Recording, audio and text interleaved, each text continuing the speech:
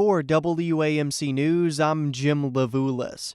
A wall along the southern border to be paid for by Mexico was one of President Donald Trump's signature campaign promises, and seeing it through continues to be a goal of the Republican administration. Alan Bersin served as Commissioner of U.S. Customs and Border Protection from 2010 to 2011 under President Obama. Bersin is now a fellow at Harvard University and chair of the consultant organization Border Works Group. He is scheduled to discuss trade, migration, and border security at the University at Albany tonight at 7. I spoke with Bersin about the effectiveness of the Trump administration's border security approach. To the extent that we look at the actual data in terms of the number of people trying to cross illegally, there's been a decline in the number of Mexican migrants, for example, in the last 20 years of almost 88%. I started on the U.S.-Mexico border in 1994 in San Diego, Tijuana, and that year there were well over 1 million arrests made by the Border Patrol in the region and across the border. Last year in San Diego, it numbered well under 70,000.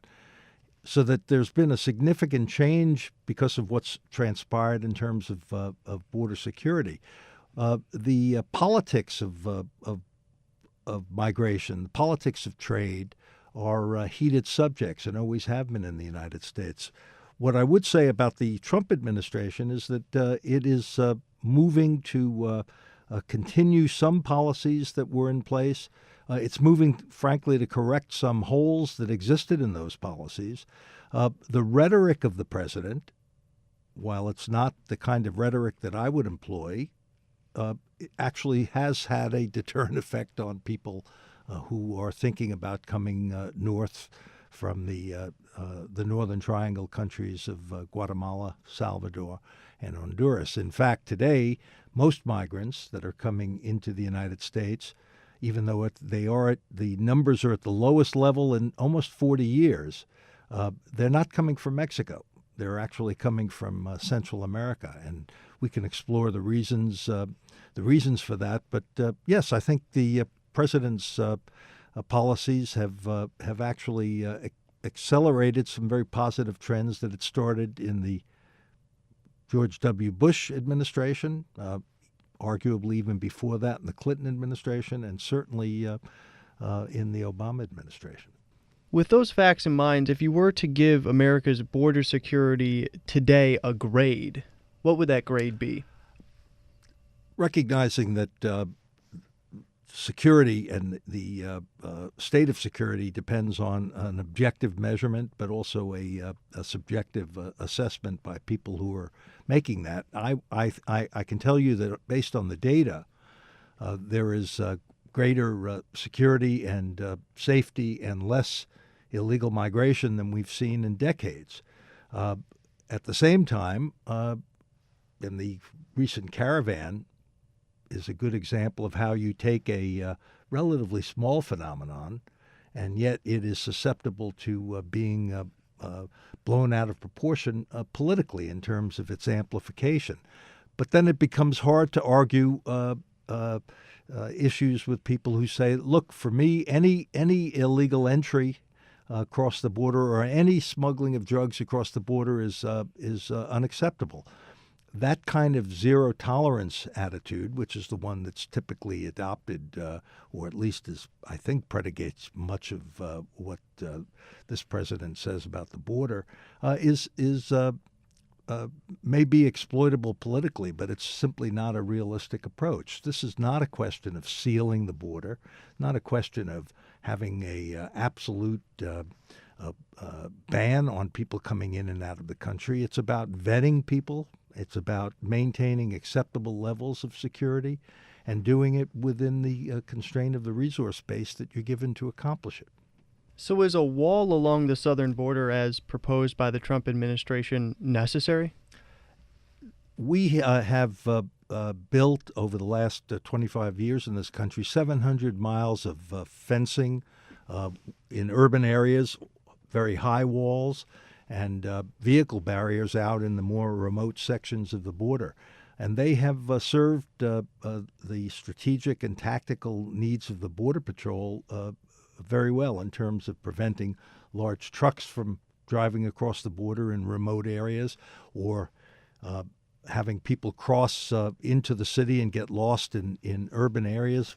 The purpose of the high walls around places like San Diego or in El Paso or in Douglas is to move the traffic out to a place where the Border Patrol is in a better position to detect and apprehend illegal migration.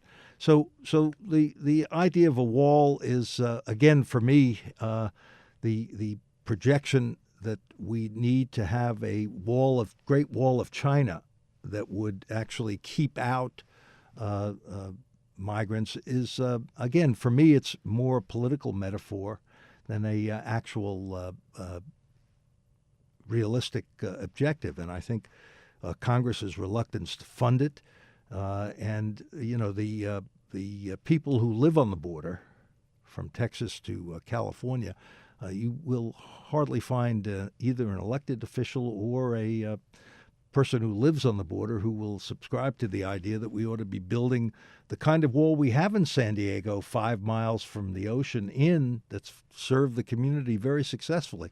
But the notion that we need or ought to have that same kind of a wall across the 1,900 miles of the U.S.-Mexican border is not an idea that I hear many people who actually live on the border subscribe to.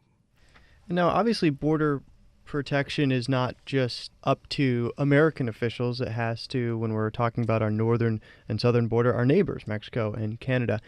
How do you think that the America First, what some would call anti-immigrant agenda rhetoric of the Trump administration is impacting? How do you think it is impacting those relationships with Canada and Mexico?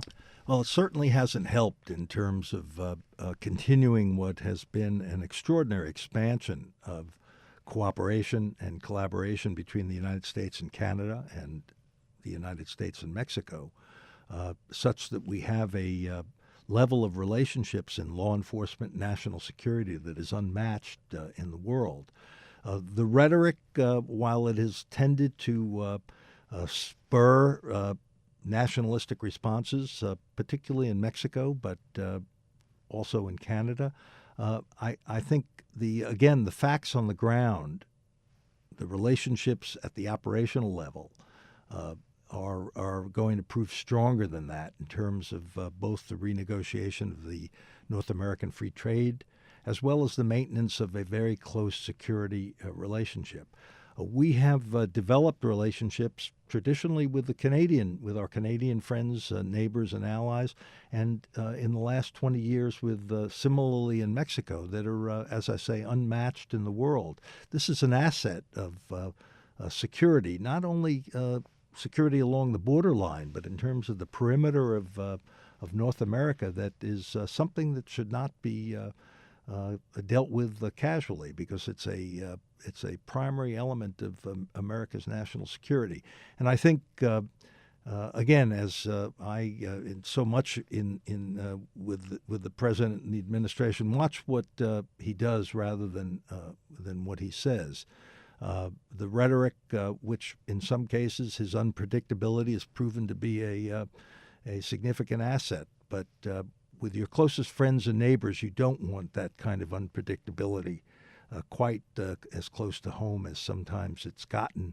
But the fact of the relationship, the danger, I think, is that it spurs reactions in the political scenes of our neighbors that may actually turn out to be adverse. So steady as we go. The relationship with Canada and Mexico is both economically and in terms of security is now at the highest level in the history of the three countries. There's a North American future out there that we should be very loath to throw away.